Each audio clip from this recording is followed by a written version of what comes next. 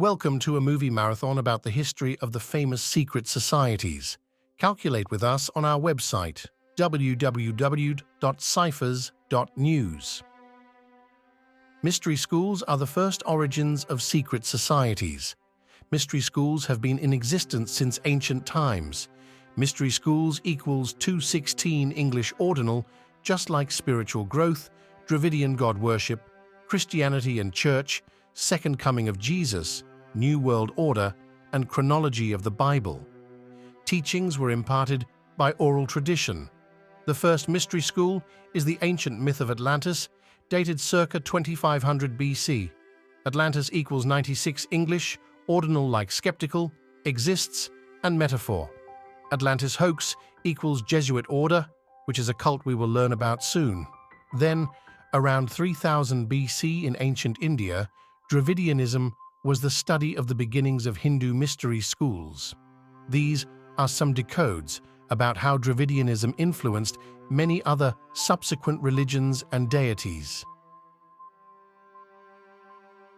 Around 3000 BC, we also notice the earliest mystery schools in ancient China.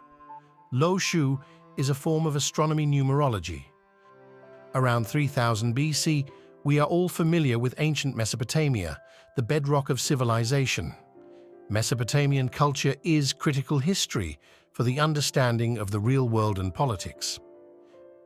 And many are familiar with ancient Egypt occurring around 3000 BC as well. Ancient Egypt equals Freemasonry in ordinal. How about ancient Sumer, also dated around 3000 BC, and how the Sumerian tablets are the oldest recollection of writing. The Sumerian Anunnaki are infamous deities, aliens, creating humans and human DNA, and form a mystery school circa 2500 BC. We have the invention of Phoenician, which is the first phonetic alphabet upscaled from cuneiform. Phoenician equals 94 ordinal, like esoteric, and do the math. Phoenician and Hebrew set the precedent for alphanumeric gematria. The two most famous ciphers are ordinal and extended, from cuneiform. The Phoenicians invented Phoenician gematria, which is the origin of Greek isopsephy and Hebrew gematria. So ancient Greek mystery schools began around 1300 BC, and later on, modern Greek is adopted.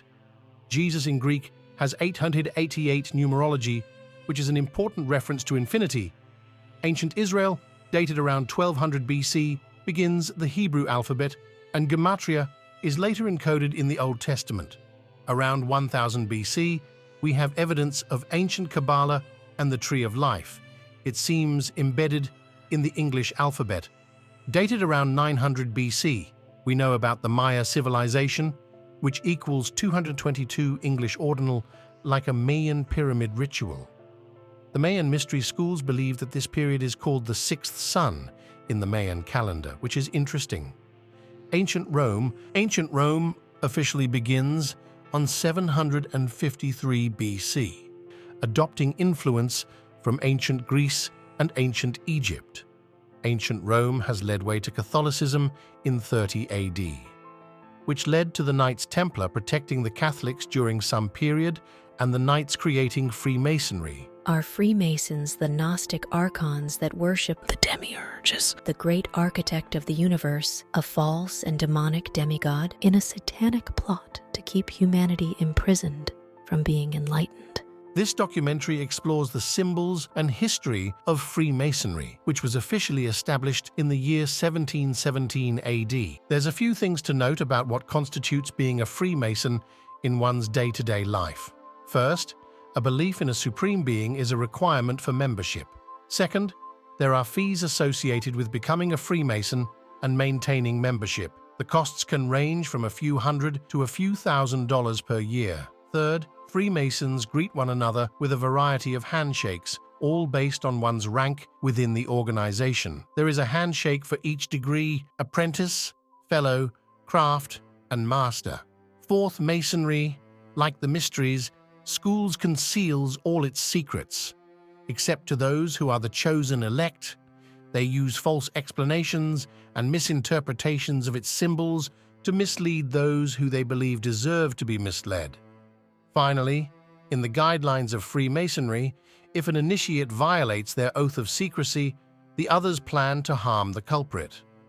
Should Freemasons who accept such oaths of secrecy be accepted by our society? As an overview, do you recognize all of these symbols inside of Freemasonry? Let's explore their origins in great detail. Please add your thoughts in the comments below. One of the key symbols of Freemasonry is, of course, the square and compass. This tool is critical in stonemasonry because it allows the craftsman to draw and carve perfect square corners, critical to ensuring buildings do not lean and are structurally sound and strong. For the compass in geometry, it is used for drawing perfect circles and arcs, a crucial element of architectural planning. It's said that the compass is opened at a 47 degrees, but interesting that 47 in English, ordinal matches gavel, judge, obey. 47 in English reduction is president, authority, foundation, framework, Republican. 47 in reverse reduction matches government, Democrat, White House. So you have the 47 degrees in the compass and the 90-degree angle of the square. 47 plus 90 equals 137. Washington, D.C. equals 137 English ordinal. So does mind control. And we know that government means to govern the mind through etymology. So the letter G. Different people will ascribe different meanings to the letter G. For some, it was the Gnostic. For others, it refers to geometry. Others see it as referring to God or the great architect of the universe. This is a term used by Masons to refer to a deity that they pray to. Hello, Neil. Who are you? I am the architect. I created the Matrix. Then again, the G can also symbolize the great work. The great work for the Freemasons could be the synthesis of duality.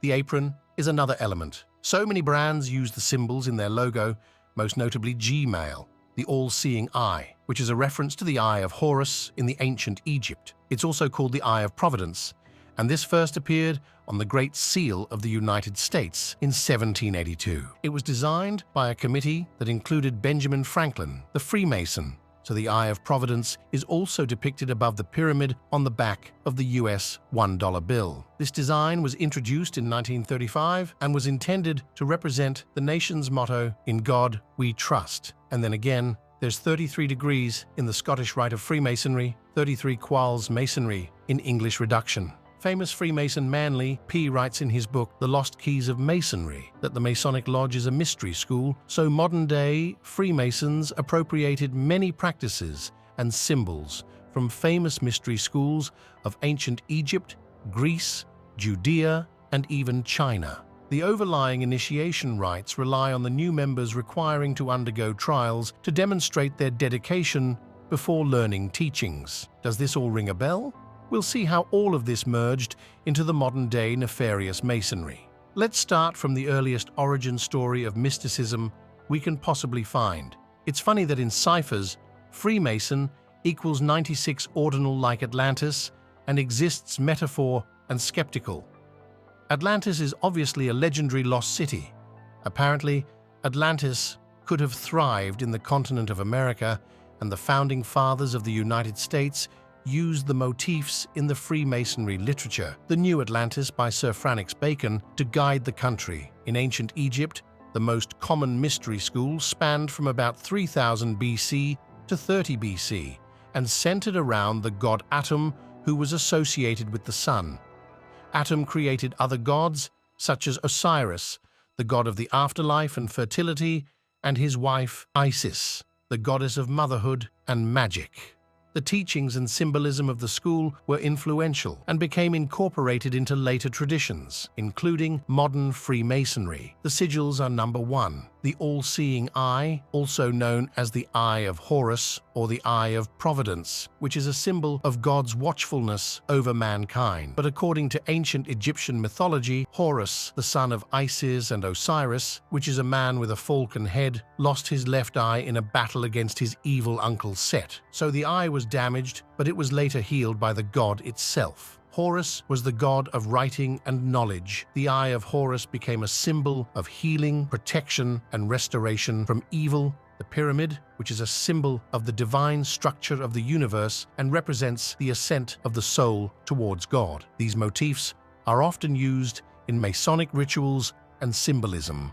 So it's no surprise that ancient Egypt equals 139 English ordinal like Freemasonry. The Pythagorean Brotherhood had a strict initiation process, and it was only for men. This is said to have directly influenced Freemasonry. Much later onward, the Brotherhood used symbols like the tetractys, which represented math, and the pentagram representing the 5 elements. Freemasonry uses these symbols to such as the Order of the Eastern Star, who uses the pentagram as a symbol. In ancient Judea, the Essenes were an ancient Jewish mystery school from 500 BC to 70 AD that practiced meditation worship and possibly produced the Dead Sea Scrolls. They were mainly men that lived in communal settlements near Qumran, Israel, where the scrolls were discovered. During their time, the Old Testament of the Bible was being compiled. The Dead Sea Scrolls mentioned King Solomon of the Old Testament. This passage in biblical lore is very important to the Freemasons, so let's talk about it in detail. King Solomon in the Bible was a wise and wealthy figure who ruled over Israel from around 970 to 930 BC. He built the first temple in Jerusalem, which was allegedly a magnificent structure that housed the Ark of the Covenant containing the 10 Commandments. The story of the Ark of the Covenant is one of the most fascinating and unexplored stories of the Bible. King Solomon called upon a master builder named Hiram Abiff to construct the temple. According to Freemason legend, Hiram refused to reveal the secrets of a master mason when threatened with death, and as such was murdered by Vandals. The story of Hiram Abiff is used in Masonic ritual as a metaphor for the value of secrecy in their fraternity. While there is no evidence that King Solomon or Hiram Abiff were Freemasons, Freemasonry reveres the temple as a symbol of human achievement, perseverance, cooperation, and spiritual journey towards enlightenment. The murder of Hiram Abiff is reenacted at the initiation into a Master Mason degree. There are 2 pillars referenced in the Bible that supposedly stood at the entrance of the Temple of Solomon and Masonic ritual. The pillars are used as a symbol of the entrance to the Masonic lodge. The pillars are typically depicted as 2 brass, bronze, or copper columns. The one on the right is inscribed with the word Jachin, which means establishment, and the one on the left reads Boaz, which means strength. In most Masonic imagery, you'll find that connecting the 2 pillars is what is known as the Royal Arch. The Royal Arch is literally a degree in Freemasonry that is considered an extension of the Master Mason degree. Figuratively, the symbolism of the Royal Arch involves the journey of the candidate in search of knowledge and truth. In biblical lore, King Solomon's temple was destroyed twice. It is a notable coincidence, a conspiracy that both temples were destroyed on the exact same day of the Jewish calendar. The series of this event is called Tisha B'Av, which is observed as a day of mourning. The destruction of the first temple was caused by the Babylonians in 586 BC. While the destruction of the Second Temple was caused by the Romans in 70. Both destructions were separated by nearly 700 years, but it happened to fall on the same exact day. Tisha B'Av falls on the 9th day of the Hebrew month of Av. The number 9 is significant because it corresponds to the date of the 9th month of the Gregorian calendar. Many have pointed out that the attacks on the Twin Towers represent 2 pillars which were destroyed, similar to how Tisha both commemorates the destruction of the first and second Jewish temples. At the ground zero ruins of the Twin Towers now stands the One World Tour building. Of course, to no one's surprise, that 911 was a Freemasonic ritual. Tisha B'Av equals 911 in the Agrippa key, which is also known as a Jewish or Latin cipher. Tisha B'Av 911 2001 equals Freemason. Twin Towers attack equals 222, like September 11 attack and like inside job terrorism. We've all worked very hard to keep our involvement in 9/11 a secret, but you just had to keep digging.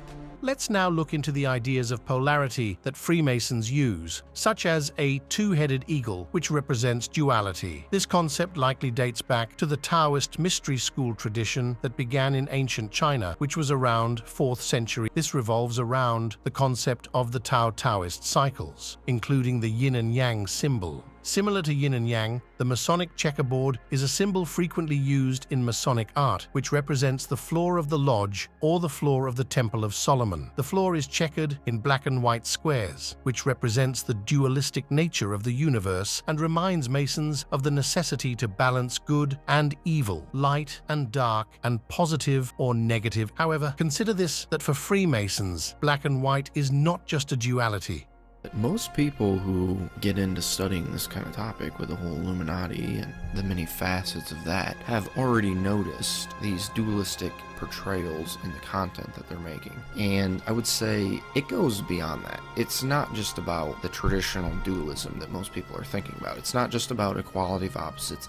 It's not just about opposites balancing one another out. No, it goes beyond that. So what they believe is kind of like the Hegelian dialectic. So in the Hegelian dialectic, you have the thesis and then you have its antithesis. So you have something and then its opposite, essentially. But then in the Hegelian dialectic, it doesn't stop there. Those don't just sit there opposed to each other. In the Hegelian dialectic, you merge the two, the thesis and the antithesis, and you achieve synthesis from that. It's like you take the two opposites, you combine them and merge them into one. And don't get me wrong here, this isn't like the yin-yang, where you have, the white side and the black side, and there's a little bit of the yin in the yang, is there a little bit of yang in the yin?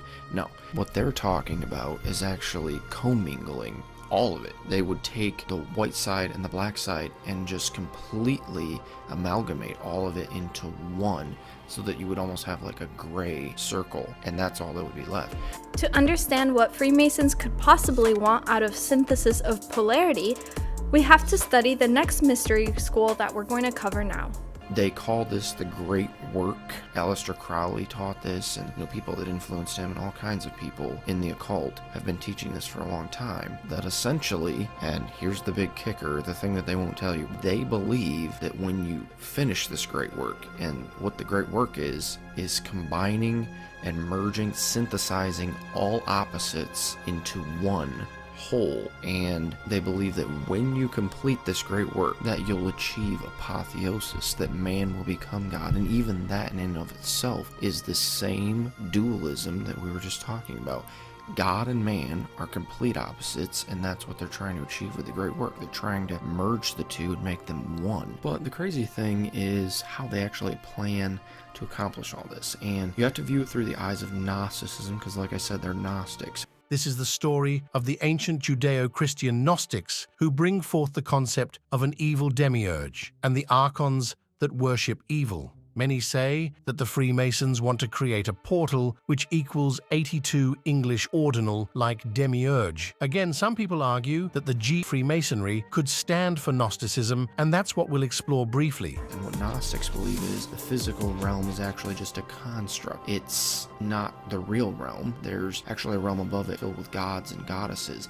And the lowest of all the gods and goddesses, Sophia, created the demiurge. And demiurge means the creator. The demiurge is the one who created this construct, the physical realm, and they would say that he is the God of the Old Testament, and they would say also that he's a deceiver. He's trying to deceive mankind into believing that he's the only God. And actually, the Gnostics would say there are many gods and goddesses above him. And what they believe about the demiurge, though, is that he's dualistic in and of himself. He's composed of opposites. He's chaos and order. He's both evil and good. And so they'll view this one whole demiurge as if he consists of these two opposing forces, and the one side would be evil and order, and then you have the good and chaotic side. And the evil and orderly side would be represented by Yahweh, the God of the Old Testament, who they more often refer to as Adonai, which Adonai is a Hebrew word that you're going to find over and over again in the Old Testament. It's the word Lord. It's the capital L, lowercase O-R-D, the all uppercase Lord, that would be Yahweh. And then they would see the personification of good and chaos as being, oddly enough, Lucifer. And this all goes back to that Lucifer mythos I was talking about in my Owl and Baphomet video, where the serpent is the hero in Gnosticism. He comes and he rescues mankind. He sets them free from their enslavement to Adonai.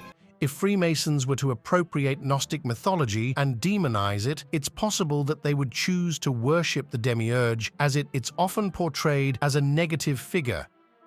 And so I want to show some quotes from some high-level Freemasons who are very respected in Freemasonry. This is what he says. Yes, Lucifer is God, and unfortunately, Adonai is also God. For the eternal law is that there is no light without shade, no beauty without ugliness, no white without black. For the absolute can only exist as two gods. And so you can see that just stinks of that dualism that I was talking about before. And there you have Adonai and Lucifer as the two gods. And then he continues on at the bottom. The true and pure philosophical religion is the belief in Lucifer, the equal of Adonai. But Lucifer, God of light and God of good, is struggling for humanity against Adonai, the God of darkness and evil. And there you have Albert Pike pretty much preaching that Lucifer is the savior of mankind, that he's the one that's trying to set them free from the evil Adonai, the God of the Old Testament. In this case, the Freemasons, shrouded in secrecy, threatening their initiates with violence if they reveal hidden secrets, demanding to be a master mason guided by their own type of priests, would be the Archons or army of the Demiurge.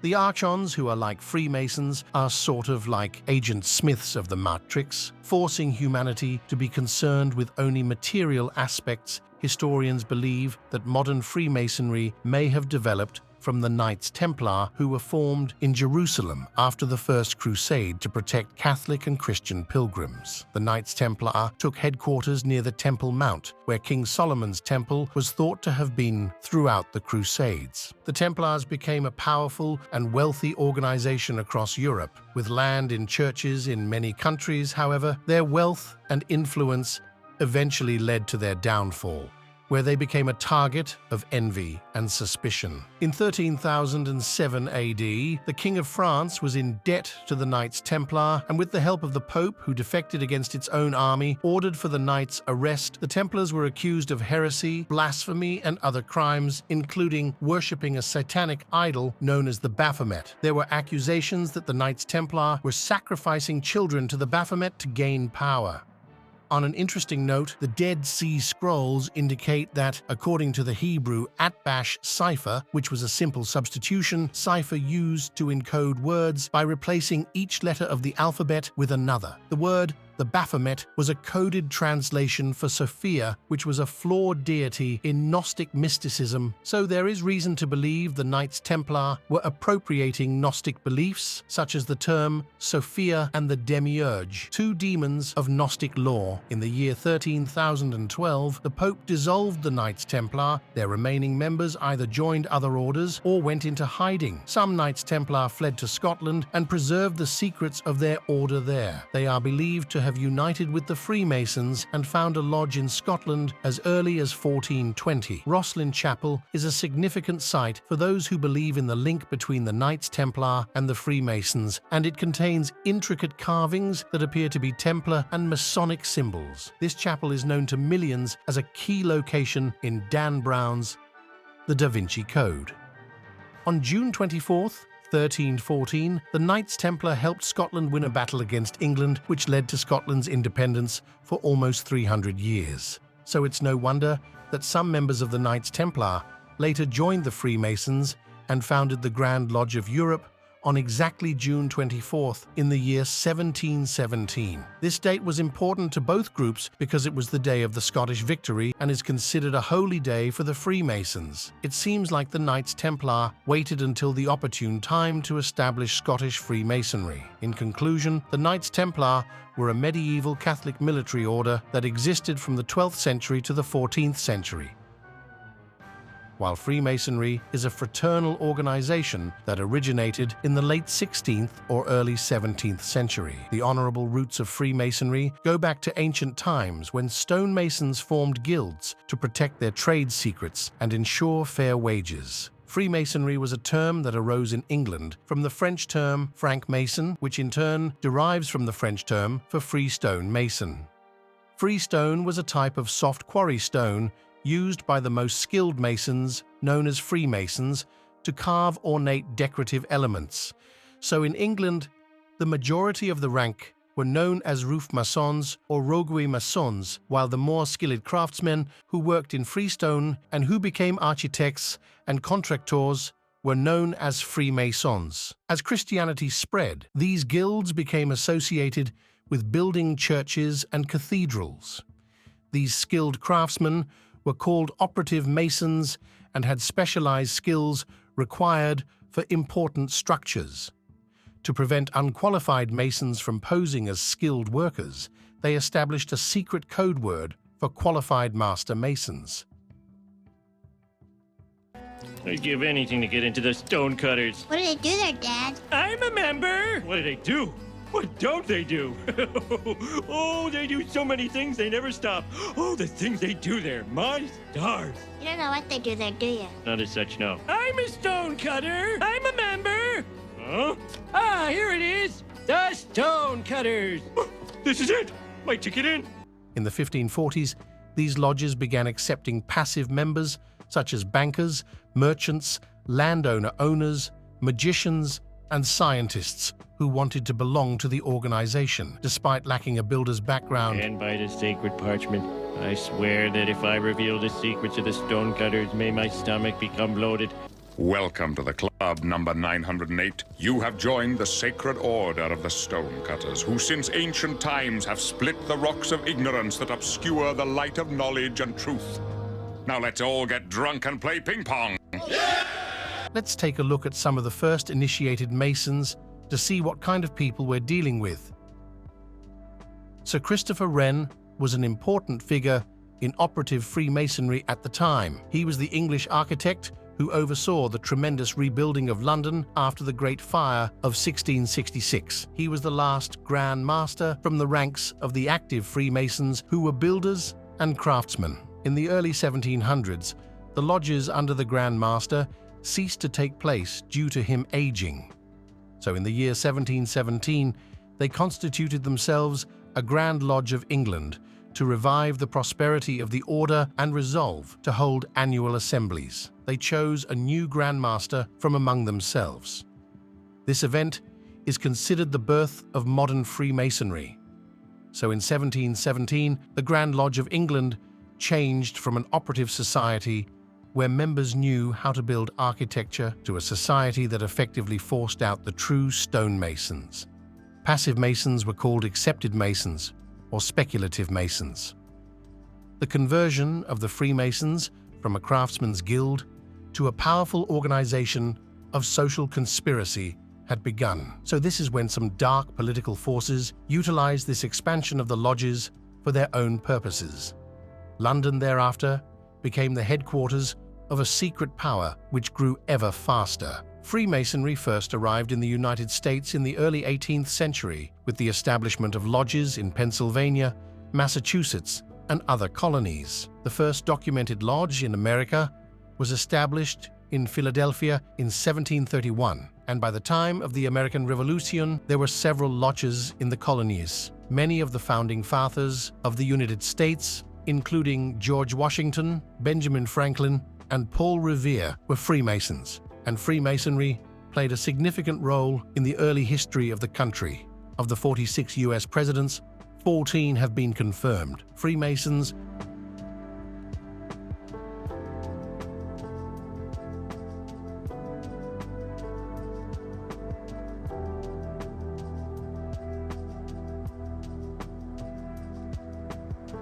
Some historical accounts suggest that several members of Freemasonry were also in the Hellfire Club, a secret society known for its scandal and often immoral activities. Many Masonic brothers were also members of the Hellfire Club, where Satan was worshipped. Naturally, Freemasonry was affected by this.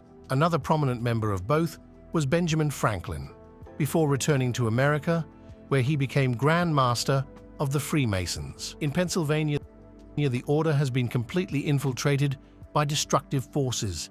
It is clear from the history of political Freemasonry that they have only managed to make a world a much worse place to live in.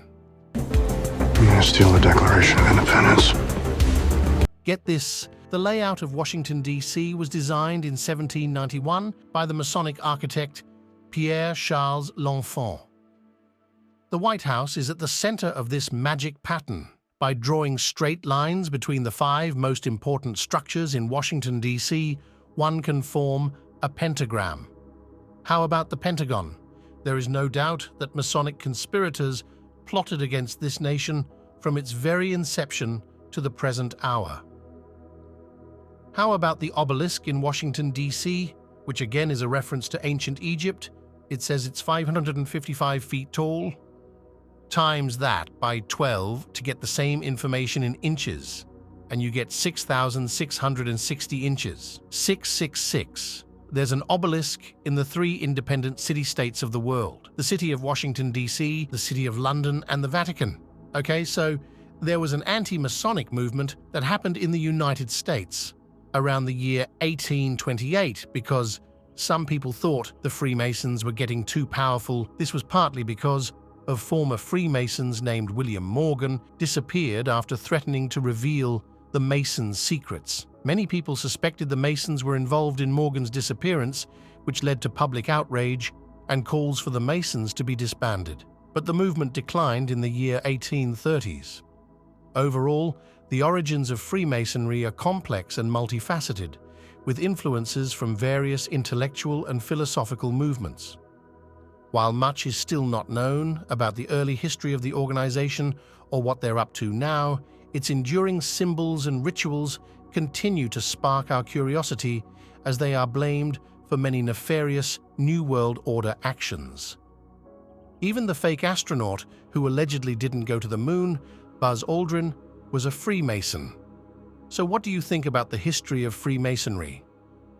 I look forward to reading your comments. Please like and subscribe to our channel. Stay tuned for more about subsequent secret societies. This is the Jesuit Order, also known as the Society of Jesus. It looks like it spells out shite if you turn the logo upside down. There are specific numbers to memorize about the Jesuit Order. 56 is a big number for the Jesuits because their alter name, Society of Jesus, equals 56 in full reduction. Jesuit equals 84, like fake news, because they're likely in charge of scripting the world stage. Like the pandemics, the members operate a lot like a vampire would too. Next we have Jesuit Order, and that would be 144 English Ordinal, which is just embedded in time itself because there are exactly 1,440 minutes in a day. Then the Jesuit Order with a "the" in there, and then that gets you 177 Ordinal like C-19 propaganda on TV, or Masonic Jesuits. There's reason to believe that could be a Masonic Jesuit allegiance running the world. Makes sense because Freemasons are Knights Templar in disguise, and the Templars originally made oath to the Catholic Pope just like the Jesuits. The Jesuit founder was born in Spain. It's important to translate Society of Jesus to Spanish. Compañía de Jesus equals 155 Ordinal, just like coronavirus. 191 English Ordinal is of course popular for Society of Jesus. Also,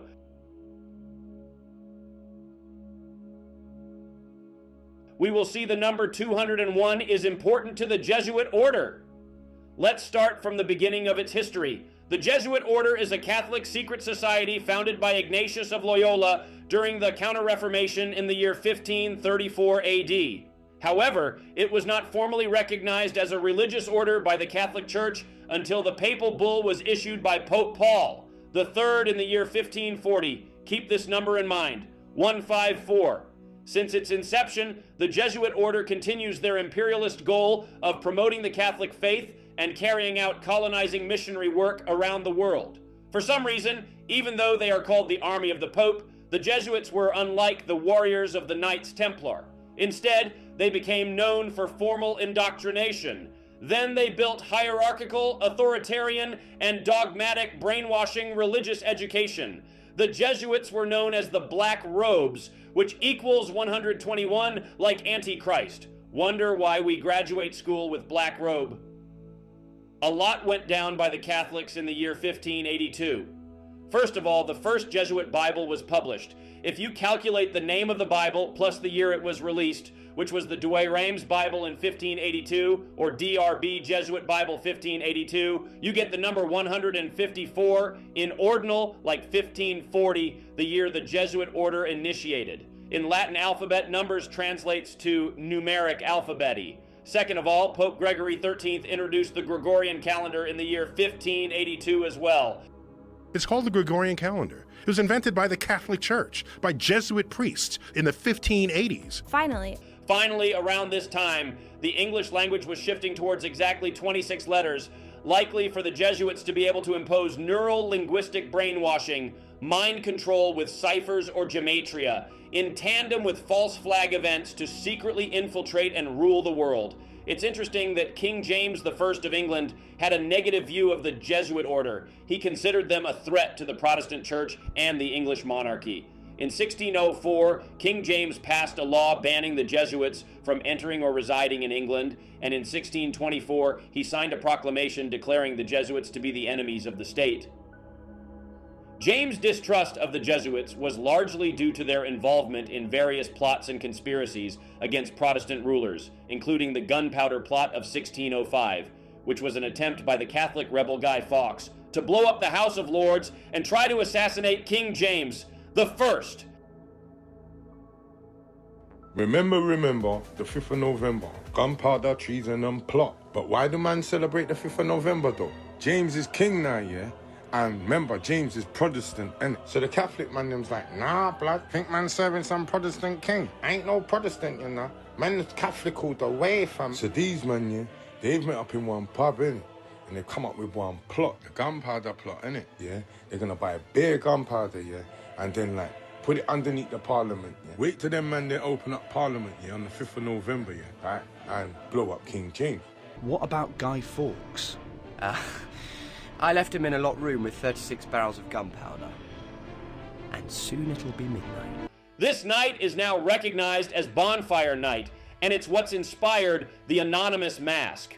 Remember, it was King James I who funded William Shakespeare and the Globe Theatre. So was King James one of the last to criticize the Jesuit Order?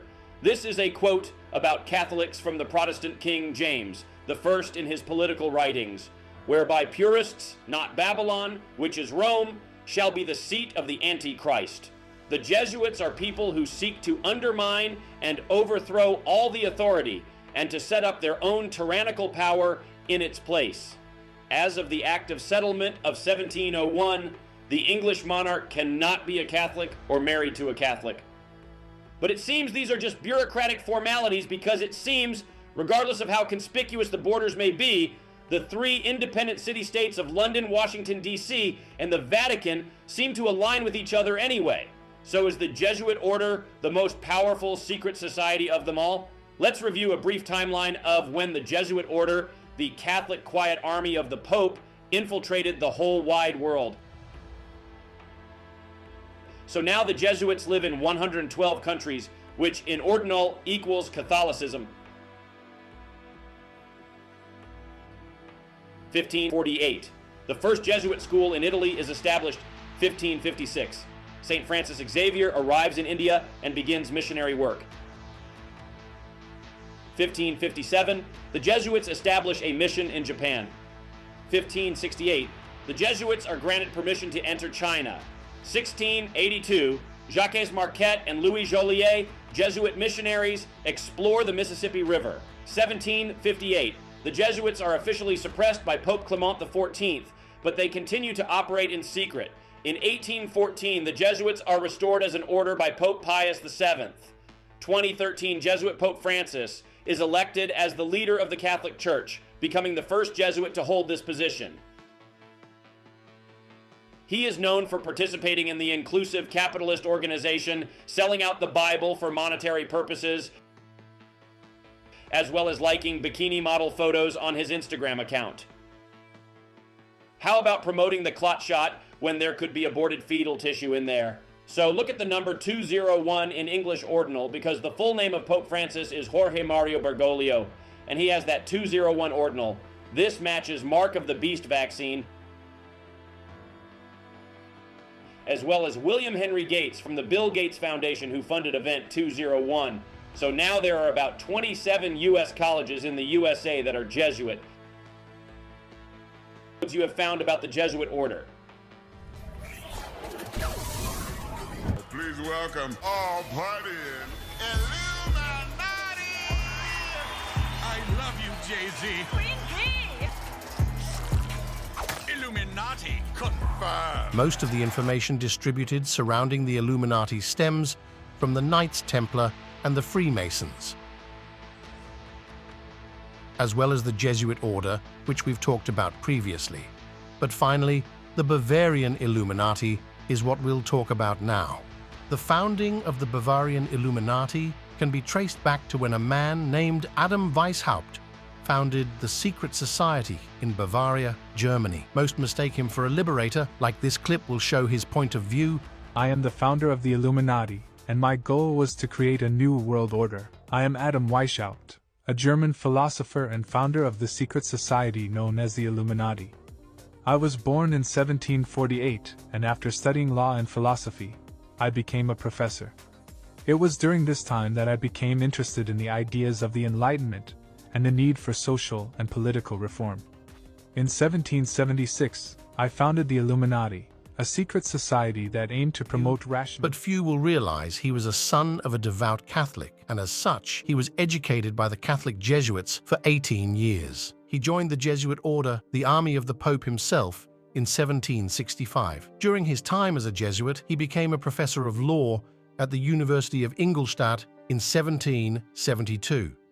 So technically, he was Dr. Adam Weishaupt at this point. So after an additional total of 8 years serving in the Jesuit Order, rumors have it Weishaupt allegedly left in 1773. But suspiciously, that's only because the Jesuits were momentarily suppressed by Pope Clement XIV that same year. And it's no secret the Jesuits went into hiding until they were reinstated decades later. We also know the Jesuits were famous for inside jobs, false flags, and crisis actors to sell their innocence in funding third-party organizations. Besides, as we'll see very soon, the Illuminati Order seems no different than the reality of the Jesuit Order. In the book, Adam Weishaupt, The Human Devil, by Gerald B. Winrod, it says, Weishaupt may have tried conscientiously to separate himself from the Jesuits, but the early influence of the order lingered with him throughout his life. Even if he did divorce himself from the visible organization, he had already assimilated its intangible principles. That he drew upon the Jesuits for methods and nomenclature is readily admitted by careful students of the man and his work. He had unconsciously imbibed that the ends justify the means. In 1775, a Freemason lodge was erected at Munich in Bavaria, Germany, called the Lodge Theodore. This same year, Dr. Weishaupt became a member of this Freemason lodge in Munich. On May 1, 1776, as an accessory to Freemasonry, Adam Weishaupt founded the Order of the Illuminati, a secret society whose true intentions of the group went beyond its surface objectives. Many people point to the coincidence that the USA celebrated the Declaration of Independence just a few days after the Bavarian Illuminati was founded, from May 1, 1776 to July 4th, which is only 64 days apart. And we know George Washington was a Scottish Rite Freemason. So was Washington's lodge infiltrated by the Illuminati back in the USA? Perhaps. In 1778, the number of the members of the Illuminati was considerably increased and the order was fully established.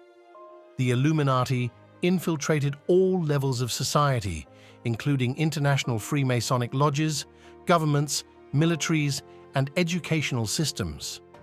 Adam Weishaupt's primary goal was to bring about a global revolution. He believed that infiltrating Freemasonry was the most effective way to achieve this objective. Through his influence, Masonic lodges became more corrupted and turned into breeding grounds for vice and revolution. Weishaupt devised a system of secret degrees to deceive and recruit Masons into his Illuminati order. Illuminati lodges were those that had been extensively trained in Weishaupt's principles and revolutionary techniques. By manipulating key positions within Freemasonry, Weishaupt operated from the shadows, pulling strings and advancing his radical agenda. As part of their initiation, Illuminati members assumed ancient names, with Weishaupt adopting the name Spartacus. Weishaupt's trickery in directing things from behind the scenes is disclosed in the following letter, written by him to a fellow Illuminatus. The lodges that are under Freemasonry are, in the meantime, the most suitable cloak for our high purpose, because the world is already accustomed to expect nothing great from them which merits attention. The Illuminati group had a hierarchical structure consisting of 3 tiers: Novice, Minerva, and Illuminated Minerva. The novice level served as an entry point where prospective members underwent a probationary period to assess their worthiness. It is said that Adam Weishaupt used a cipher called the Illuminati Novice with these novice members. Here is the cipher chart. The Bavarian Illuminati was officially disbanded in 1785 following a crackdown by the Bavarian government. However, the impetus internationally had already become prolific. In his personal life, Adam Weishaupt was said to be a moral pervert from documents which fell into the hands of the German government. It has been discovered that his organization possessed deadly poisons and had no hesitation about using them, when to do so might serve to silence an enemy or advance their cause in other ways. Weishaupt's program of destruction embodies the 6 following fundamental properties. Number 1, abolition of all ordered government. Number 2, abolition of inheritance. Number 3, abolition of private property. Number 4, abolition of patriotism. Number 5, abolition of family. Number 6, abolition of religion. These 6 Illuminati principles are the basic origins of communism, which nowadays align with the UN and WEF agenda and an aim to design a new world order where we own nothing. So it's interesting that Illuminati in English, ordinal, equals 120, just like communism. The Illuminati was responsible for the French Revolution and the rise of communism. "We will have no God, no masters," shouted the mobs, not knowing that they were merely croaking like frogs, repeating the ideas created by Weishaupt and his followers. It has been remarked that the Russian Revolution began where the French Revolution ended. Karl Marx, the recognized father of modern communism, edited his teachings out of the writings of Adam Weishaupt. The views expressed by both men are identical at many points. The first Communist Manifesto, published by Marx in 1848, embodies both the principles and the spirit of the Bavarian Illuminati. Therefore, what we know as communism today is the lineal descendant of Weishaupt's teachings as the French Revolution and the Russian Revolution. The Illuminati is still active today and is working to undermine the world. Its legacy has lived on in popular culture and conspiracy theories, with some people believing that the Illuminati continues to exist in secret and has been involved in various world events and power structures. Adam Weishaupt once wrote, "By establishing reading societies and subscription libraries and taking these under our direction and supplying them through our labors, we may turn the public mind which way we will in like. We must try to obtain an influence in the military academies, the printing houses, bookseller shops, chapters, and ensure all offices which have any effect, either in forming or in managing and directing the mind of men. Painting and engraving are highly worth our care. The control of information and disinformation is one of the most powerful tools of the Illuminati. The best way to do this, as we discovered hundreds of years ago, is to own the sources of mainstream media. Television, newspapers, magazines, publishers, radio networks, and film studios are largely owned and controlled by Illuminati branches. Editorial policies are put in place, and producers and editors are positioned to act as gatekeepers to prevent unwanted information from being presented to the masses. They have proved their ability to minimize the amount of news stories from making it into print or on the airwaves that will be unfavorable to Illuminati goals. These individuals also receive information from their handlers as to what stories should be produced and what angle they should have. Television effects individual behavior through sexual immorality, violence, and disrespectful or destructive behaviors being celebrated and encouraged. With most people knowing more about which celebrity is popular, the Illuminati easily continues to thrive with little opposition. It is no accident that petty issues and celebrity gossip are the top stories in the media, and the majority of the public is oblivious to reality. They are mesmerized by the mainstream media and unconcerned or unaware of their ignorance. Since most people are mystified and mesmerized by celebrities and fame, instead of despising the Illuminati as a political mafia that starts wars based on lies and false flag events, and being the money masters manipulating the global economy, eliminating personal liberties, and finalizing the New World Order. Many people began admiring the Illuminati and fantasizing about actually being a part of it. In America, most people's #1 dream in life is to be a famous celebrity, thinking it would be the key to the happiness, and the idea of a secret society of A-list celebrities is very appealing to people in our fame-obsessed culture. If you have any other details about the Illuminati, please let us know down below. You have likely heard of the Tavistock Institute and its role in developing every famous band's career since the 1920s, up until still currently today. Yet did you know that this type of social conditioning was pioneered by the Fabian Society? We'll start there and catch back up.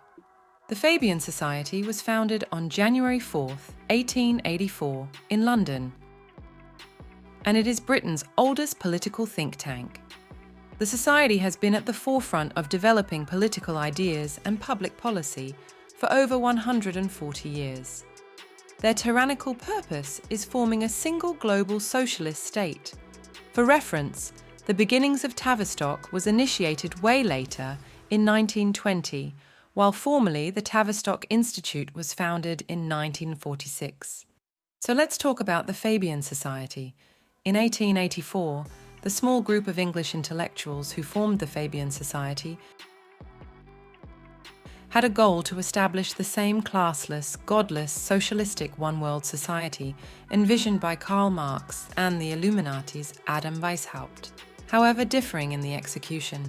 Instead of by brute force, the Fabians would acquire world power and influence in the official opinion-making of the world through quietly establishing a socialistic one-world government. Let's take a deep dive into Fabianism. First, let's look at the etymology. The Fabian Society derives its name from the ancient Roman general and later dictator Quintus Fabius, alive circa 200 BC. This character from history is known for his strategy of delaying attacks until the right moment, or, in other words, carefully planning strategies to slowly wear down his enemies over a long period of time to obtain victory. They even admit to this source on the Fabian Society website. Fabian socialism uses incremental change over a long period of time to slowly transform a state in replacement of violent revolution for change. So being that they worship stealth, it's no surprise that the original logo for the Fabian Society was quite literally a wolf in sheep's clothing, holding a flag with the letters F and S. Today, the international symbol of the Fabian Society is a turtle with the motto below: "When I strike hard." The Fabians are a breed of communism who believe in collectivism by stealth. The Fabians are willing to take their time to come to power without direct confrontation, working quietly and patiently from inside the target government. Ring, ring, ring, Tavistock? The Fabian Society, along with other secret societies, work together for the common purpose of a new world order. We see this consistently with denial and delay attacks used in response to complaints by the people, and the lies, omissions, and twisted truths that spin doctors played to the public in the mass media. The Fabian Society founded the London School of Economics in 1895. Also this year, in 1895, the Fabian Society of England came to the United States to help establish an American Society of Fabian Intellectuals. Some of America's most influential writers, playwrights, authors, poets, industrialists, labor leaders, and politicians flocked to the new society.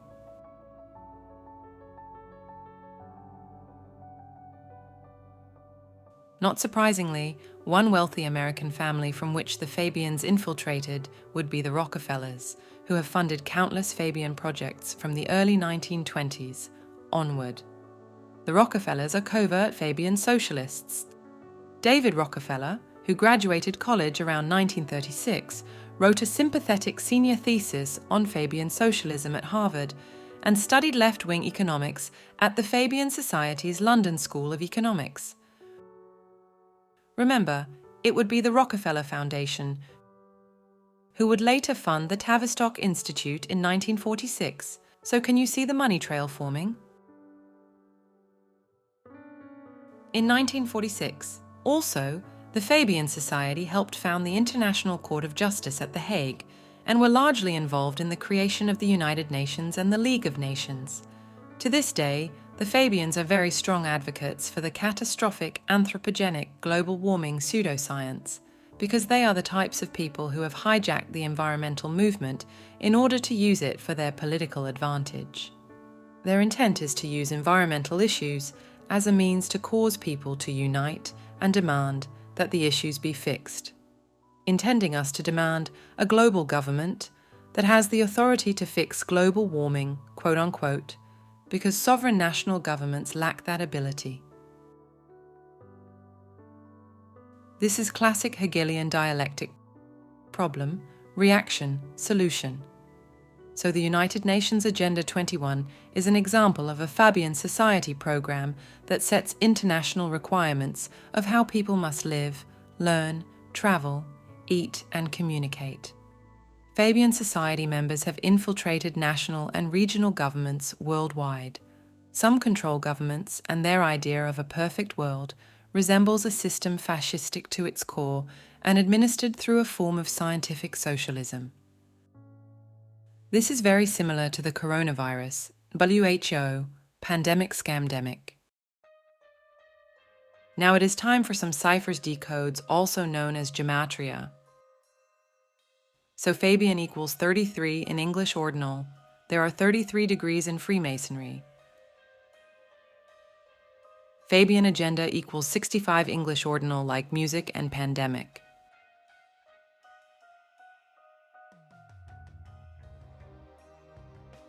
Fabians UK and USA equal Jesuit Order.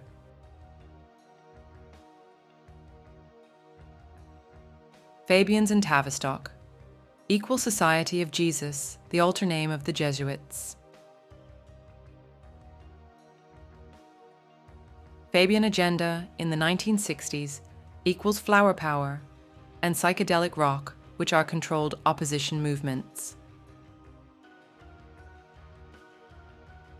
Fabian Society equals 129, like Satan and Lucifer, as well as experiment. Fabian Society also equals 2, 2, 2 in reverse, ordinal like order, out of chaos, drug addiction, and created culture. Fabian Wolf. You know, the logo is 89 in English, ordinal like virus or religion, and we know the Queen died on the 8th of September, written like 8/9. Fabian Society 14/1884, the date of its creation, equals coronavirus, Masonic ritual, and China communism.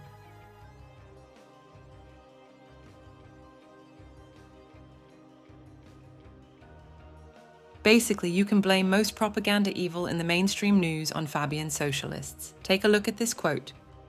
Under socialism, you will not be allowed to be poor. You will be forcefully fed, clothed, lodged, taught and employed whether you like it or not. If it were discovered that you had not character and industry enough to be worth all this trouble, you might possibly be executed in a kindly manner. But whilst you were permitted to live, you would have to live well, in the ultimate nanny state. With no free will or right to choose, you are owned by the elite and discarded when you are no longer any use.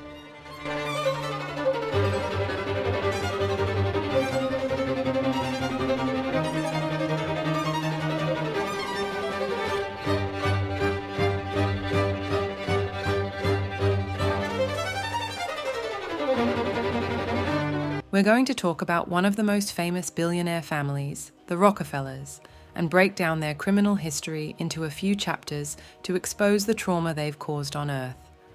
First, we'll talk about the 1800s Industrial Revolution and Big Oil. Second, we'll cover the 1900s Big Pharma creation.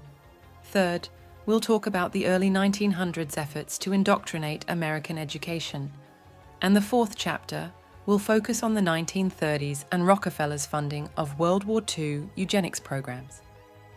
Fifth, we'll get into the year 1947, when the Rockefellers go down in history for funding UK's Tavistock Institute.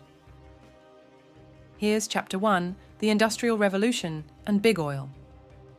The decades before and after the 1900s was the period of the Industrial Revolution.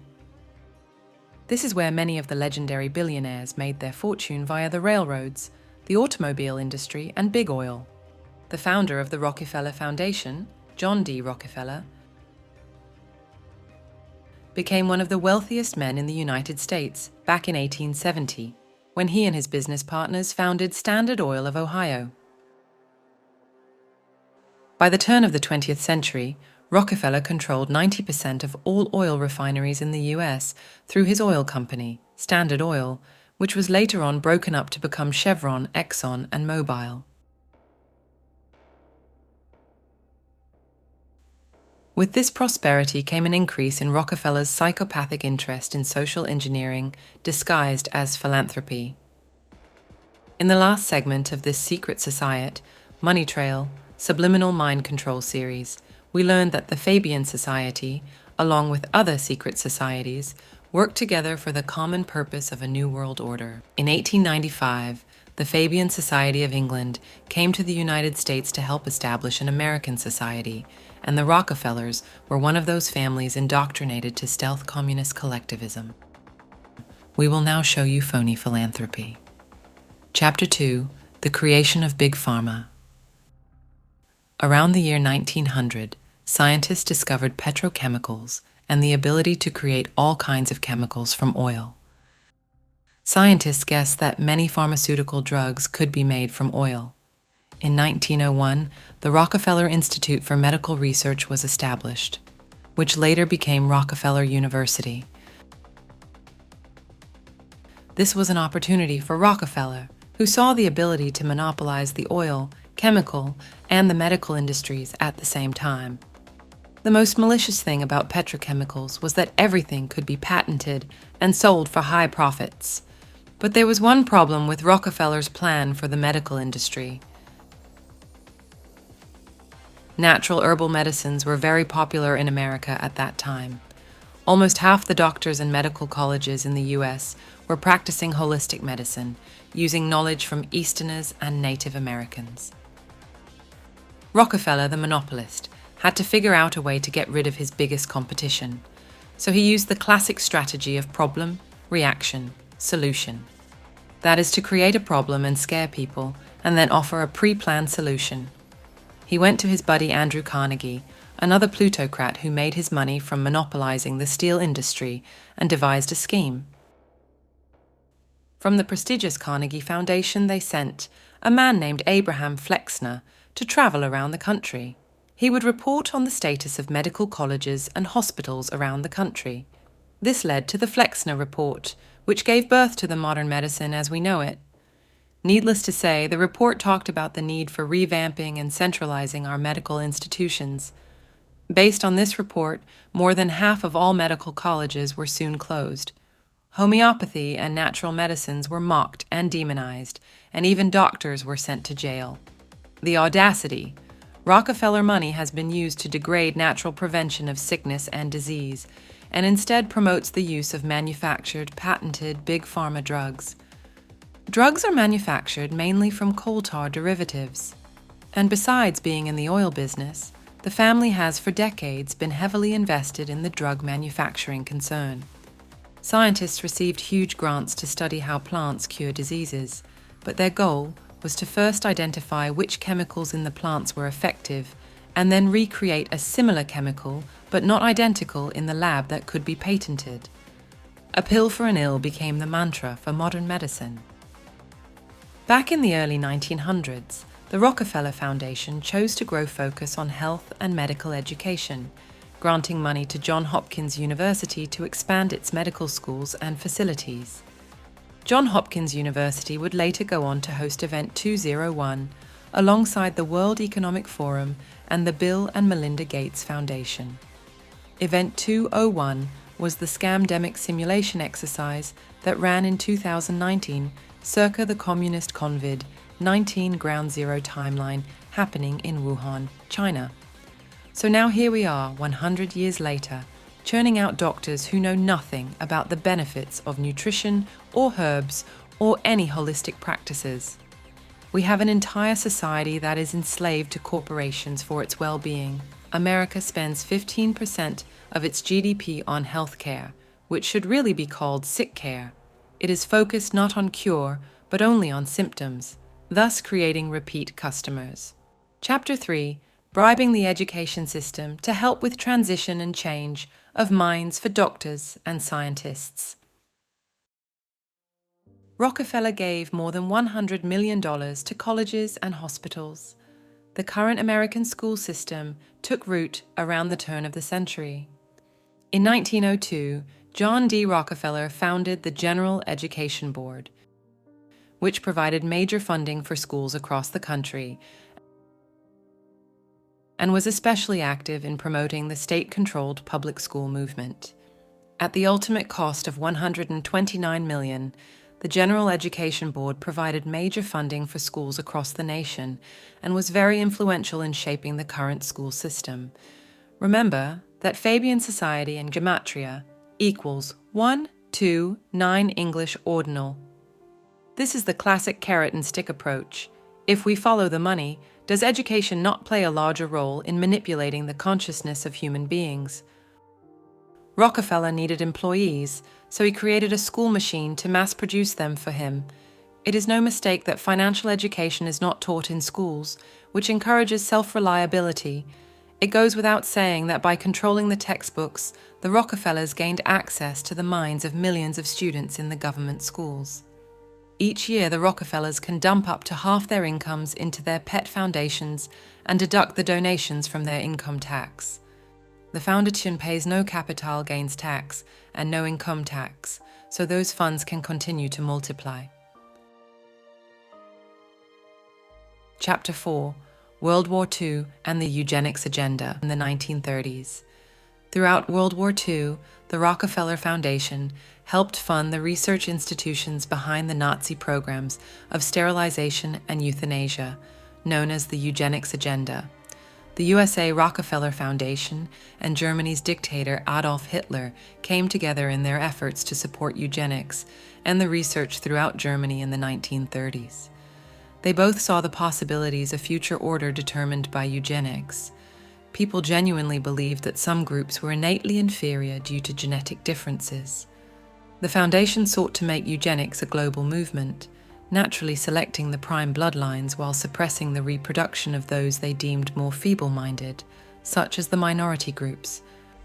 This incorporation of eugenics in this category of science would further pervert the Rockefeller Foundation's mission. Reports suggest that the Rockefeller Foundation had donated $400,000, equivalent to $4 million in today's money, to hundreds of German researchers for their work in the eugenics field. Throughout World War II, masters of controlled opposition controlling both sides, the Rockefeller Foundation and allied interests were in contrast to World War II, also the primary moving force behind infiltrating the liberal left-wing initiatives like free trade, world peace, universal brotherhood, and world organization, inexplicably leading to the abolition of national sovereignty and the imposition of world government. They were also behind socialism as a device for bribing and controlling the working class. Chapter 5, Mass Media and the Tavistock Institute. In 1937, the Rockefeller Foundation started funding research to find how the effects of new forms of mass media on society, especially radio, were. The Radio Project was a social research project funded by the Rockefeller Foundation to look into the effects of mass media on society. Among the project's first studies were soap operas, known as radio dramas at the time. The radio project also researched the 1938 Halloween broadcast of the War of the Worlds. They found that out of the estimated 6 million people who heard of the broadcast, 25% thought it was real. Most of the people who panicked did not think it was an invasion from Mars that was occurring, but rather an invasion by the Germans. Remember, it would be the USA Rockefeller Foundation who would later fund the Tavistock Institute in London, England in 1946. So can you still see the money trail forming? Funny, they call it rock music, and the first rock bands were funded by the Rockefellers. Is that one a coincidence? Just checking. All right, here's our ending and final conclusion about the Rockefellers. We have been unable to find a single project in the history of the Rockefeller Foundation which promotes free enterprise. Indeed, almost all of the Rockefeller grants are phony.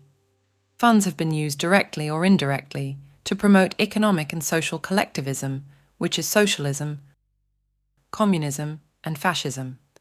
They are using their phony philanthropy as a guise for seizing power on an unprecedented scale. Now for some ciphers, Rockefeller Foundation equals 229 English ordinal. Like a criminal organization, Department of Education, elite gender inversion, numbers into words, paranoid schizophrenia, and Stockholm Syndrome.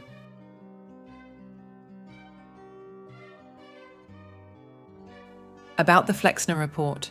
Flexner equals 84 like Jesuit. A Flexner Report equals the Jesuit Order.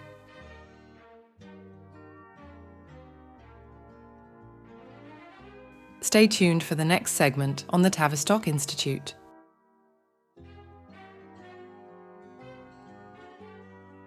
Tavistock is a British institution known behind the scenes for subliminal social engineering of the masses through the media.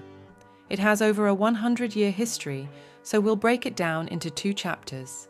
The Tavistock Institute, pre-World War II and post-World War II. Chapter 1. 1920s up to the 1950s, Tavistock was originally a medical clinic based in London, England, that opened in the year 1920. Prepare yourselves because it gets a little hectic from the start. So checking my notes, this clinic was grooming kids and also adults to seek medical treatments devised by doctors post-World War I in 1932. Tavistock also equals 120 ordinal like communism and Illuminati. The clinic acquired a larger building alongside the University of London, and it was renamed to the Tavistock Institute of Medical Psychology. They employed an architect to design consulting rooms and the first primitive one-way screen for observation. You may have seen this type of screen used in plenty of dystopian movies as a means for lab coats to secretly study human behavior. In 1935, the Institute grew famous for inviting the Swiss psychiatrist Carl Jung for a week of lectures about psychology. Tavistock Institute's prophet was no other than Sigmund Freud, who settled in England around this time. In the early years of his career, Jung had a close collaborative relationship with Freud, which lasted about 5 years.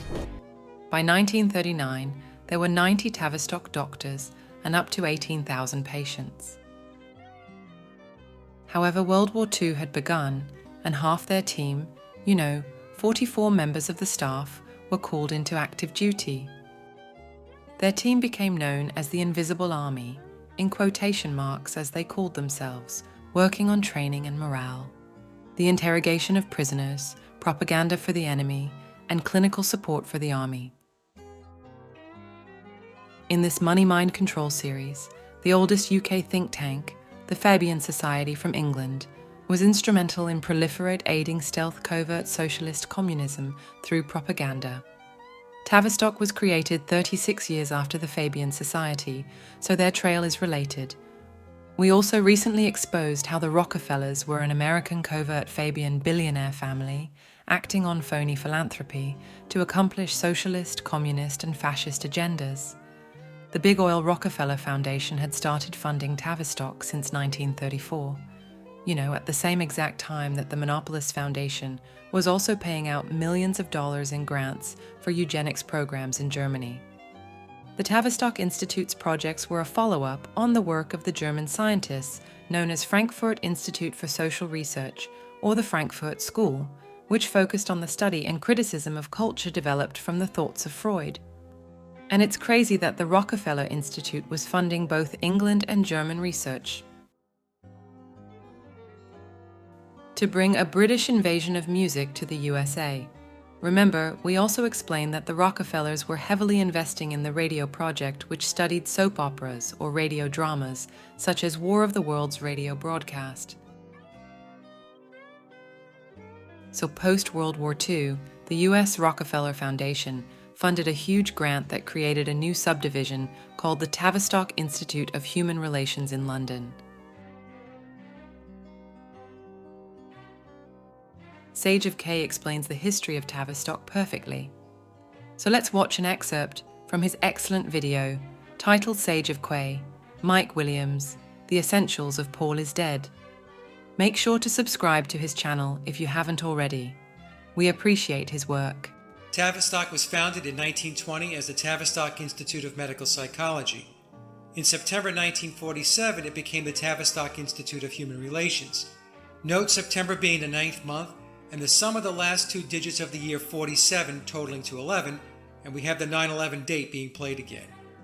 Tavistock is headquartered in London and has strong ties to Freemasonry. The publicly stated mission of Tavistock is to combine research into social sciences with professional practice.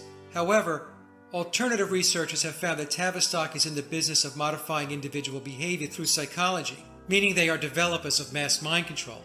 Tavistock techniques break down the psychological strength of the individual, and crowd control methods have been widely used on the American public. The use of drugs is a common denominator identifying Tavistock's strategy. For example, the LSD counterculture of the 1960s, the student revolution, etc., were all financed by the CIA to the tune of $25 million, and Tavistock controls the National Education Association. No one achieves prominence in any field unless trained in behavioral science at Tavistock or one of its subsidiaries. Its network now extends from the University of Sussex to the United States through the Stanford Research Institute, the Esalen Institute, MIT, the Hudson Institute, the Heritage Foundation, and the Center of Strategic and International Studies at Georgetown, where State Department personnel, U.S. Air Force intelligence, and the Rand and Mida corporations are trained. A network of secret groups like the Mont Pelerin Society, the Trilateral Commission, the Ditchley Foundation, and the Club of Rome are all conduits for the Tavistock network. So as we can see, Tavistock's influence is pervasive across the controlling apparatus, and its main goal via the music industry is to social engineer the masses. Chapter 2, Tavistock. During the 1950s, up to now, Mike Williams explains, it would be the Tavistock Institute in England that would manufacture counterculture by scouting the members of the Beatles and the Rolling Stones, for example. As early as the 1950s, in order to start the British invasion of music, infiltrating back to the USA. So from a medical dystopian beginnings in the 1920s to the radio project, data gathering information and grants from the Rockefeller Foundation, Tavistock was ready post-World War II to help launch a major psychological, socialist, and irreversible cultural revolution in an effort to control media. Sorry. Next question. No, we need money first. Tavistock devised controlled opposition, making sure to produce the marketing agendas of a feud between the Beatles, who were seen as the good boys, versus the Rolling Stones, the bad boys. The bands were two sides of the same coin, minted by the Tavistock Institute to introduce a new generation. This would be a new cultural upbringing around alleged synthetic freedoms to think for yourself and liberties to take drugs and become counterculture. All of this was manufactured as a form of reverse psychology. The lyrics, album covers, their managers or handlers were all derived from the Tavistock Institute. Quite literally, their name implies the control of human behavior. Let's take the Beatles, for example. Originally, the first band John Lennon started at the age of 16 was called Quarrymen back in 1956, where he would perform concerts. This probably notified the lab coats, and this is likely how John Lennon was scouted by Tavistock psychologist as a prime target for grooming from a young age.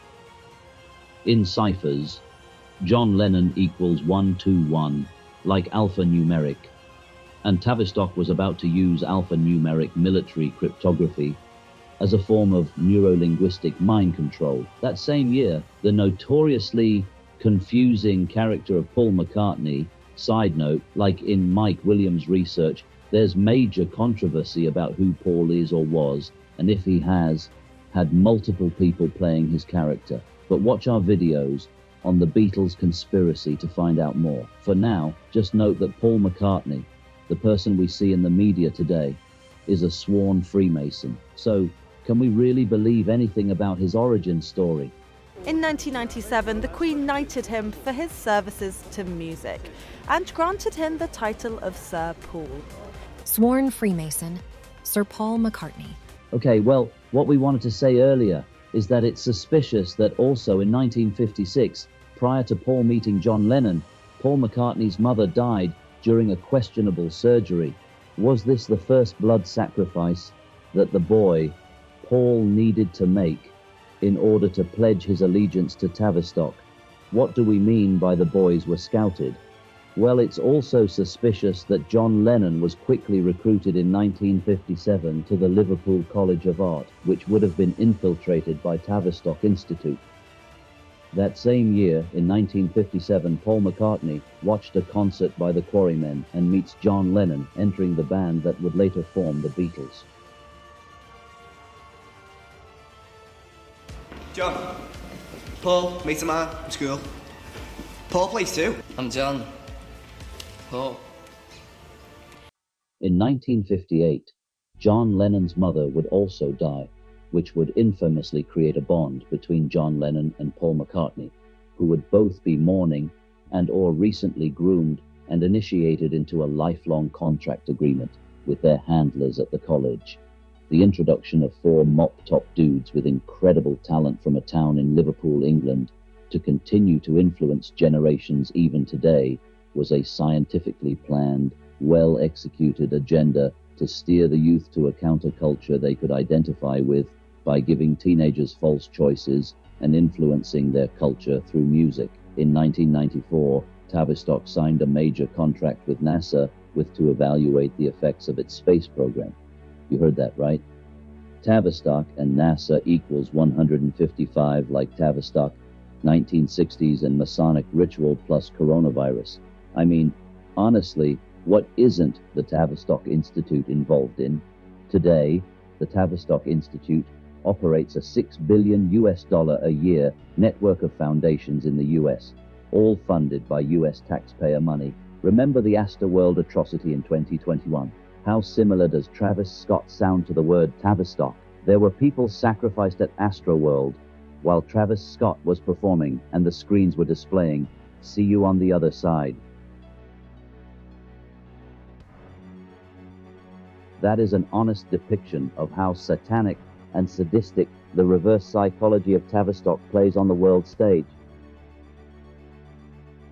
Now for the ciphers, otherwise known as gematria. Tavistock psychology equals 265 English ordinal, like Tavistock Astroworld.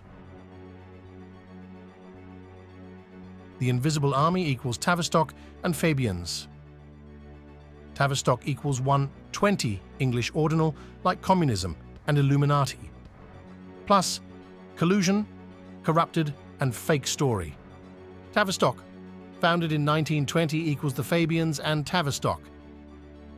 Tavistock Beatles equals Tavistock and Fabians 1920. Tavistock 1960s equals Tavistock and NASA. Please remember to like, subscribe, and comment your opinions. The Bohemian Grove is a 2,700-acre private compound located at 20601 Bohemian Avenue in California, United States, which is owned by the exclusive men's club known as the Bohemian Club, based in San Francisco. Every mid-July, since the 1870s, the Bohemian Grove has hosted a 2-week gathering that is restricted to the public, where powerful and influential men, musicians, and artists convene. Notable attendees included George Herbert Walker Bush, Clint Black, James Belushi, Jimmy Buffett, Clint Eastwood, Henry Kissinger, and Richard Nixon. The compound is steeped in symbolism and traditional values that are dear to the hearts of the Bohemian Grove attendees. For instance, there is a large book carving of John of Nepomuk in clerical robes with his index finger over his lips at the shore of the lake in the grove. Nepomuk was allegedly killed by a Bohemian monarch for refusing to reveal some of the Queen's secrets and confessions. His statue symbolizes the secrecy that the Grove attendees have maintained throughout its history. The mascot is a faithful owl, which is reportedly the owl god Moloch. It is represented both as a bull and an owl. The god is associated with fire, war, and child sacrifice. However, mainstream sources claim that the 30-foot owl statue is actually the owl of Minerva, or the owl of wisdom, which represents the Greek goddess of wisdom and war. Let's talk a bit more about the owl and why it can be found in plain sight. If you were to look over Washington, D.C. from an aerial view, you will notice that the U.S. Liberty Congress building is designed to indeed look like an owl. An owl can also be found on the Congress building itself. Additionally, the owl appears on the dollar bill at the top right corner. Another reason owl worship is significant is because it is very symbolic to the Taurus magnetism. Arthur Young, a scientist and philosopher, believed that a Taurus is the only energy pattern that can maintain itself as its surroundings. Examples of toroidal patterns include tornadoes, smoke rings, and whirlpools in water. Young also observed that the torus applies to humans as our bodies have a continuous surface with a hole in the middle, and we are each surrounded by our own toroidal electromagnetic field. This suggests that the torus might play a significant role in understanding energy dynamics. In the 2000 documentary titled Dark Secrets Inside the Bohemian Grove by Alex Jones, Jones claimed to have infiltrated the grove in order to capture evidence of satanic activity that allegedly takes place inside the redwood forest. He filmed a satanic ritual where men in robes gathered around the owl statue. They carried an effigy of a human on a boat across the river and placed it on the altar next to the eternal flame. Alex Jones claims that, according to experts, the satanic ritual at the Bohemian Grove may have included an actual human being. Given the secretive and traditional nature of the elite group, it's not impossible to imagine that such a ritual could take place. The existence of the Bohemian Club is reprehensible. As we near the end of this film, it's important to understand that we did massive research on the occult. And one of the libraries we visited was that of Professor Tex Mars of Aeronautics. He also has written literally dozens of books on the occult. His library was very revealing about the obsession of elitists throughout history with the occult. Front group after front group, to conceal and really subvert. But behind all of these groups, there is a small cadre or elite, a core. And what you have done, I think, with the Bohemian Grove is you have exposed one of the premier organizations of the whole New World Order arrangement, you might say. Of course, we can go back in history, all the way back to ancient Egypt, Babylon, or Greece, Rome. And I think you're going to see sort of the roots of the Bohemian Grove, but particularly in the Illuminati era, originating during the French Revolutionary days. You know, there we had the actual Order of the Illuminati, with Adam Weishaupt and all of his evil philosophers, let's just call them, Voltaire and the others. And that has come up all the way to today. Hitler, of course, was a Bohemian. Of course, even the owl is a symbol of ancient mystery Babylon. The owl was worshipped by the ancient Egyptians and by the Babylonians. And it's interesting to me that many of the members of the Bohemian Grove have in their homes, as I understand it, small figurines of owls. and I believe they actually worship those owls. It is possible that Jones is a member of the club or was allowed access to the Grove for the purpose of making his documentary, which would add to his credibility as a truth seeker. It's also important to note that Jones has been accused of being part of the establishment and of using extreme or irrational tactics to discredit those who question the mainstream narrative. This has led to the dismissal of legitimate concerns of conspiracy theories. During the making of this documentary, Alex Jones was accompanied by John Ronson, a British-American journalist, author, and filmmaker. In the film, Ransom provides Jones with a map of the inside of the Grove and tips on how to avoid being detected, which is highly suspicious. Ronson was also accompanied by the Channel 4 film crew. It's worth noting that being a truther, while also being nominated for a Sony Award and having access to talk personally with some of the most famous celebrities, raises questions about his insider status and gatekeeping activities. On a side note, it's interesting that John Ronson equals Bohemian Grove in English ordinal, while Alex Jones equals Bohemian Club in ordinal, as well as Masonry. In the documentary, Jones claims that he was stopped by security multiple times, but none of that was caught on camera. His excuse to security was that they were just members of the Bohemian Club or with the Hillbilly Group, which seems like a ridiculous excuse of a bad sitcom. Excuse me, what are you doing filming here, sir? I'm just a member of the Bohemian Club. Well, do you have any ID? No, you don't need to check his ID. Look at his smart pants and his flannel shirt. He's clearly a member of the Bohemian Club. Okay, sir. Well, that was easy. Go and find a place where they cook all the nice burgers and have them homosexual prostitutes. Regardless of your opinion on Alex Jones, it's unwise to dismiss him as an outright liar because some of his documentaries offer valuable information. However, his job on the world stage is to play an extreme character and to push his half-truths to ridicule the actual truth. These synthetic truthers can gradually silence and punish any opposing or original opinion. It's alarming how easily we can be misled. While a secret society like the Bohemian Grove still exists, instead of protesting on the streets, we should prioritize investigating and questioning the shadowy organizations and their actions. This is just down in the rowdy part of town, but the upper class in San Francisco is that way. The Bohemian Grove that I attend, one time at a time, the Easterners and the others that come there, but it is the most goddamn thing you will ever imagine in San Francisco crowd because it's just terrible. I mean, I never want to shake hands with anybody in San Francisco. Don't hesitate to share your thoughts below in the comments. Queen Elizabeth II died on September 8, 2022. We're going to use gematria and date numerology to show you how scripted her death was before she died.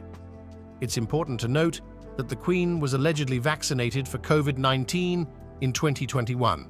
She then strangely contracted COVID-19 in 2022. For people familiar with gematria and the occult practice, we all know that it's fake fear. Yet, due to her status, her character has a lot of numbers embedded with this pandemic up to her death. Elizabeth II was crowned and indoctrinated as the Queen on June 2, 1953. From the day the Queen was crowned today, that the World Health Organization declared a worldwide COVID-19 pandemic on March 11, 2020, was a span of exactly 66 years and 6 days. It's also commonly known that the number of the beast in the Bible is 666. It's even more interesting that the etymology of corona in Latin means crown, and here, 66 years and 6 days prior to this pandemic, she was being crowned with a corona upon her head. Fast forward to the year she died. She died at 96 years old. You can start to notice that her death is riddled with 6s and 9s. Corona is 96 in reverse ordinal. Queen Elizabeth died on September 8, 2022. That day is written like 8/9. Virus equals 89. From the day that who declared the pandemic on March 11, 2020, to the day that the Queen died on September 8, 2022. is a span of 911 days. As a mirror, Queen's death equals 119. What's even more interesting is Queen Elizabeth II's birthday, April 21st, 1926, is the exact mirror date of September 11th, written as 911, because April 21st is the 111th day of the year, leaving 254 days left in the calendar, while September the 11th, 254th day in the year, leaving 111 days left in the year. Lo and behold, as most pandemic programming with her birthday, and because of how in ordinal mandatory equals 111 like vaccination and WHO pandemic, it gets worse. From the day Queen Elizabeth II received the mark of the beast, the COVID-19 scamdemic Cold War vaccine, on January 9th, 2021, to the day that she died on September 8, 2022, was a span of 607 days. Guess what? The 607th prime number is 111. Remember how she was born on the 111th day of the year, April 21st, 1926, and who pandemic and vaccination equal 111. If you haven't caught on yet, they keep using the series of same numbers day in and day out for occult rituals, date numerology, and gematria to royally take the piss out of you. No pun intended. From the day that Queen Elizabeth tests positive for COVID-19 on February 20th, 2022 to the day that she dies on September 8th, 2022 is a span of 201 days. Number 201 is also the dialing for the scams because of event number 201, a pandemic simulation exercise that took place on October 18th, 2019, the same time frame COVID-19 began. Queen Elizabeth died in the year 2022, and British royal family equals, guess what? 222 ordinal. If we type in QE2 Queen Elizabeth September 8, 2022, we also get 222.